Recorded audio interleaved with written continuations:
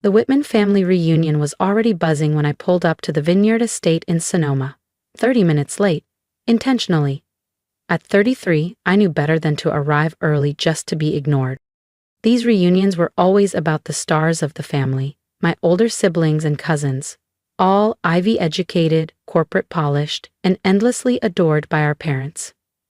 I stepped out of my rental in a sleek navy jumpsuit, understated but sharp, and walked through the rows of parked luxury cars toward the main veranda. "Lena, finally," my father called from the balcony, his tone clipped. "Everyone's inside already." I smiled tightly and gave him a brief wave. "Got caught wrapping up a call," I said. Technically true. I'd just stepped out of a strategy meeting with the acquisition team. "You're still doing that remote work?" he asked, already half put in back toward the party. Before I could answer, Camille appeared at my side.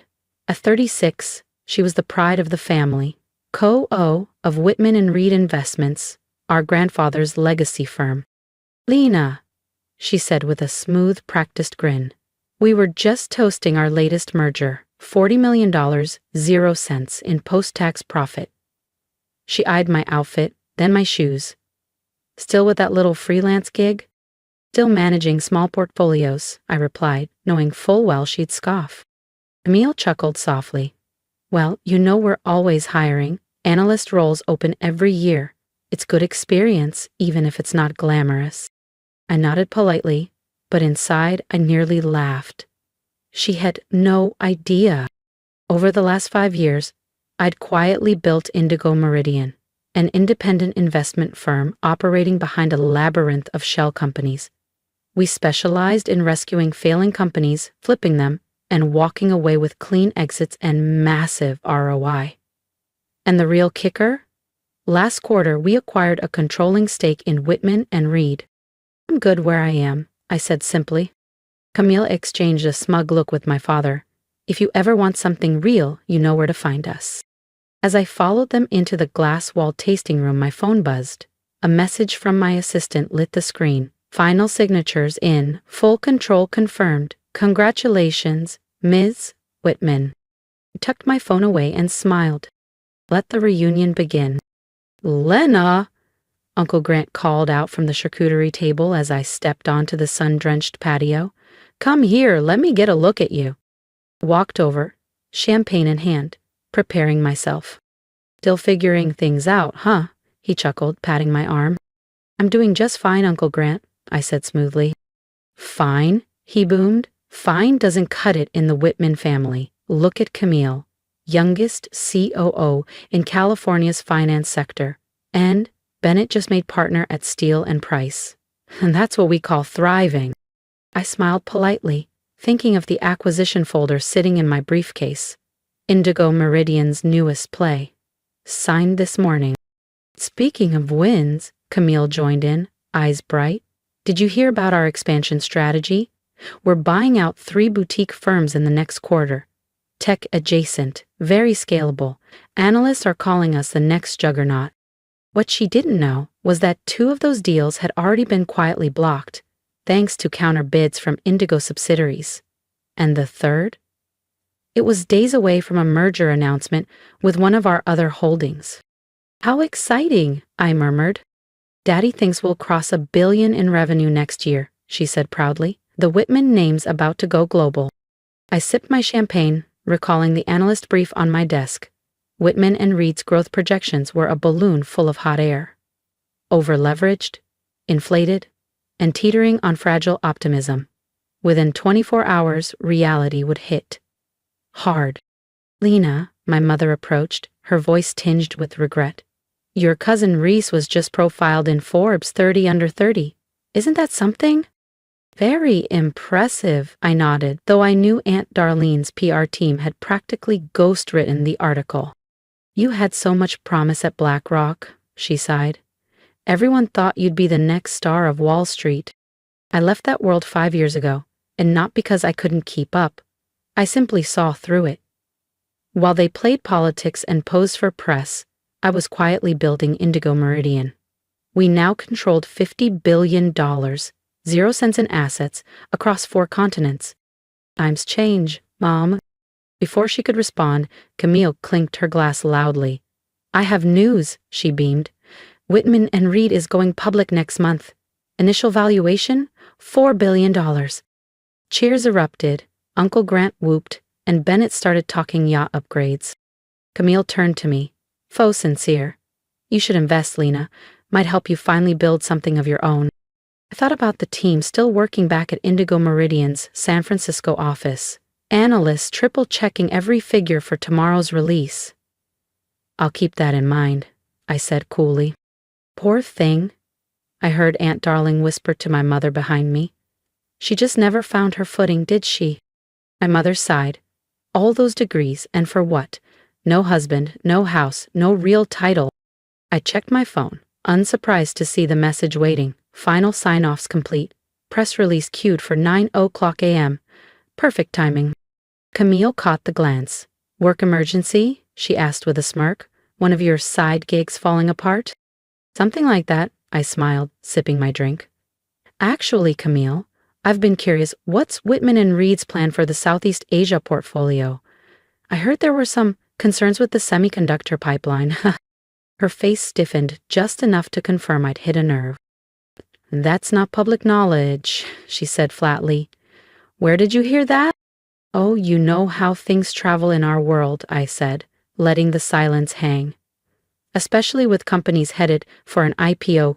She straightened. Everything is fine. Our IPO is proceeding exactly as planned. What she didn't know was that Indigo Meridian had spent the past year acquiring majority stakes in 3 of Whitman and Reed's primary suppliers and 2 of their debt holders. We weren't just watching their IPO. We were about to own it. Of course, I said, voice velvet smooth. I'm sure it'll all go just the way it's meant to. The evening wore on. Rounds of toasts, bragging, and backhanded comments aimed at me. I let them roll past, glass in hand, expression unreadable. As the party thinned out, Camille leaned in. You know, Lena, you could still come work for us. Entry level, of course. But family looks out for family. I studied her. You're absolutely right, Camille. Family should help family. She laughed lightly, not sensing the shift in my tone. What could you possibly teach me about business? You'd be surprised, I said, checking my phone one last time. Everything was greenlit. The next morning, I sat alone in my penthouse overlooking downtown San Francisco. Presswire notifications started pouring in, and the Whitman family empire began to crumble. The San Francisco skyline gleamed in warm hues as the sun crept higher.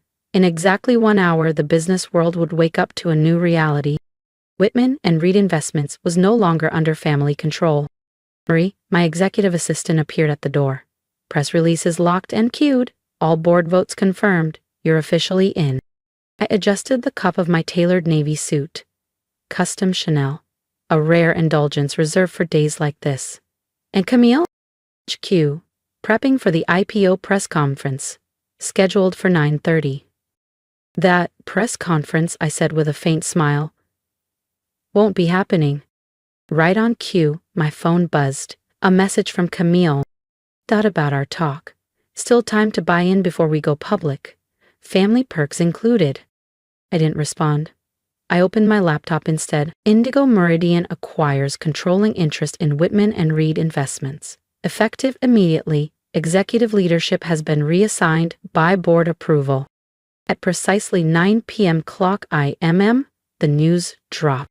Brains across my office lit up. Breaking, Whitman and Reed acquired in surprise takeover.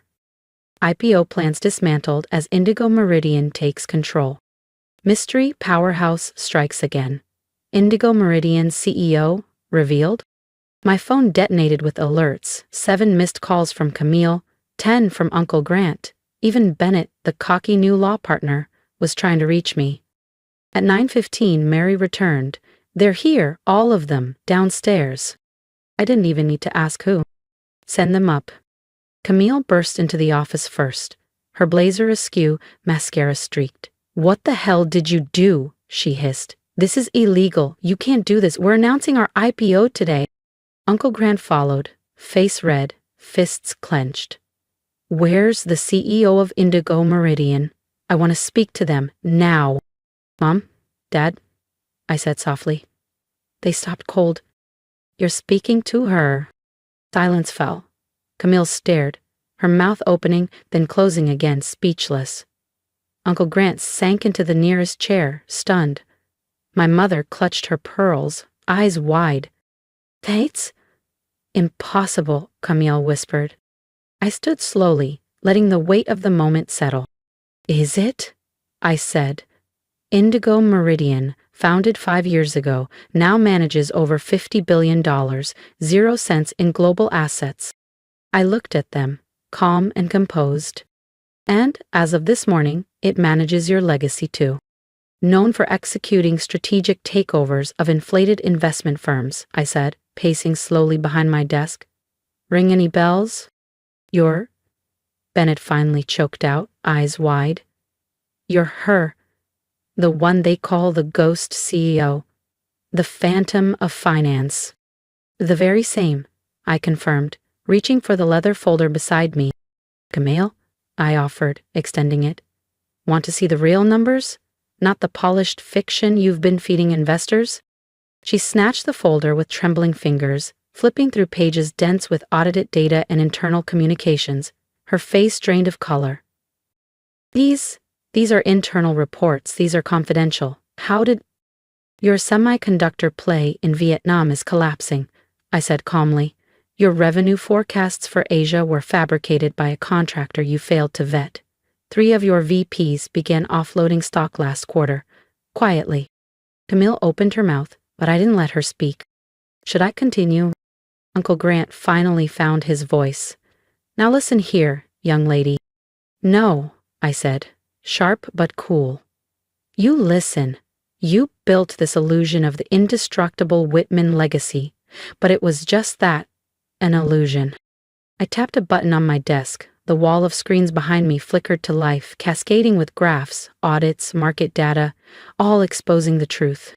The company's real valuation is under $1.8 billion, 0 cents. Your inflated IPO number was a fantasy kept alive by wishful thinking and media spin. And now, that IPO is dead.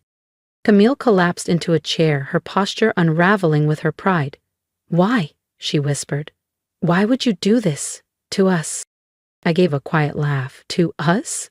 This is the family that laughed when I left BlackRock, that offered me internships while I was building a global empire.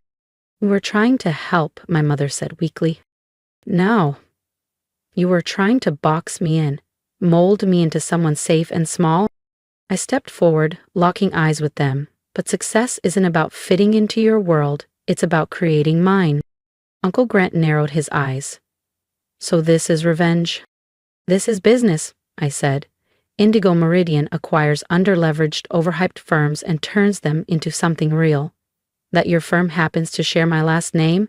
That's just irony. Bennett straightened his tie. The board won't allow it. They already did, I replied evenly. Check your phones, I said calmly. Right on cue. A chorus of vibrations filled the room as their devices lit up with breaking news. Financial alerts.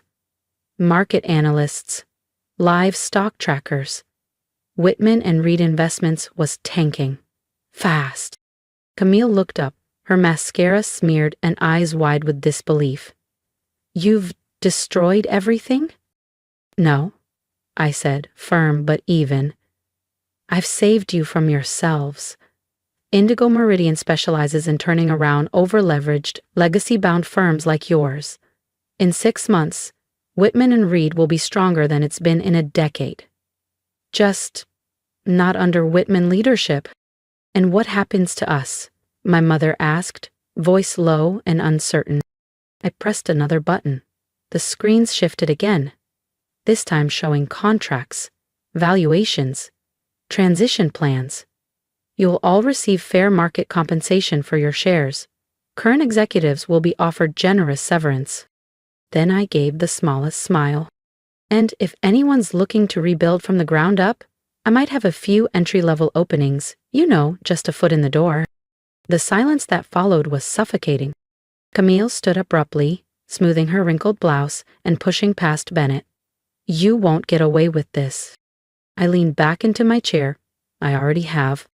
They trickled out one by one, Bennett already dialing his firm, Uncle Grant guiding a hollow-eyed Camille toward the elevator. My mother lingered at the doorway. "All this time," she murmured, "you were building this empire?" I nodded. "While you were busy being embarrassed by my so-called consulting work." She looked down, defeated. "I don't even know who you are anymore." "No," I said softly, "you never did." After they were gone, I walked to the floor-to-ceiling window. The city below buzzed with energy, just like my company now did with purpose. Marie stepped in with fresh coffee. "Security badges deactivated. Transition teams are already moving into Whitman and Reed HQ. "In the press?" I asked. "Half the financial world wants to know who the phantom CEO is. Some already suspect the family connection." I smiled. "Let them wonder. My work will speak louder than any press release." My phone buzzed again, a final message from Camille. "I hope you're happy. You've torn this family apart." I replied simply, "No, Camille. I've just shown you what real success looks like." Over the following months, Indigo Meridian rebuilt everything they'd nearly destroyed. The stock price, after its initial drop, began to recover, then rise, fueled not by hype or last names, but by actual performance and transparency. And calling me down. I kept my word about the job offers. Bennett now works in Indigo Meridian's legal department. Entry level, of course. But he's learning fast. Camille declined hers, still too proud. But Uncle Grant surprised everyone by accepting a role as a senior advisor. Turns out, once you strip away the ego, the man actually understands legacy systems and infrastructure. He's useful when he isn't trying to turn every meeting into a monologue. The next Whitman family reunion was held at the usual place, Aunt Darlene's vineyard estate in Napa. But the guest list was shorter. The champagne still flowed, but the conversations were softer, less bragging, more reflection. And me? I sat where I always did, quiet, observant, glass in hand. "Lena." Camille approached near the end of the night. Her heels were lower this time. So was her tone. "I've been thinking about what you said, about what real success means." She hesitated. "That position you mentioned, is it still open?" I studied her for a moment. "Come by the office on Monday," I said. "We'll talk." Driving home through the hills that night, I thought about how the Whitmans had always defined success: press coverage, tailored suits, and hollow pride. But I'd learned success could be quieter, found in stability, integrity, creation, even if no one cheered your name. The next morning, I arrived at Indigo Meridian early. The firm's logo shimmered on the glass facade above me. 40 floors below, the old Whitman and Reed name was being taken down. Marie handed me coffee. "Board meeting at 10. Next acquisition on the agenda." I smiled. Perfect timing. Let's redefine success again. If you've ever been the quiet one in the room, the one overlooked, doubted, or dismissed, you know exactly how my story feels. I didn't speak louder to prove my worth. I built something that spoke for me. So if you've ever had to rise in silence, I'd love to hear your story in the comments. Tell me when you stopped explaining yourself and started building. Tell me what success looks like to you. And here's my advice. Don't wait for the world to recognize your value. Don't let family, friends, or titles define your ceiling. Sometimes the greatest moves are made without announcement, until the results make the noise for you. Oh, and if you've made it this far, you're clearly not here for surface-level stories. You're one of us, the builders, the quiet architects of something bigger. So stay close. I don't do motivational fluff. I share blueprints, because next time they doubt you, I want you to be ready. With strategy, with clarity, with receipts. Subscribe if you're tired of the noise and ready to win smart, silent, and strong. Success isn't loud, but it's unforgettable when done right.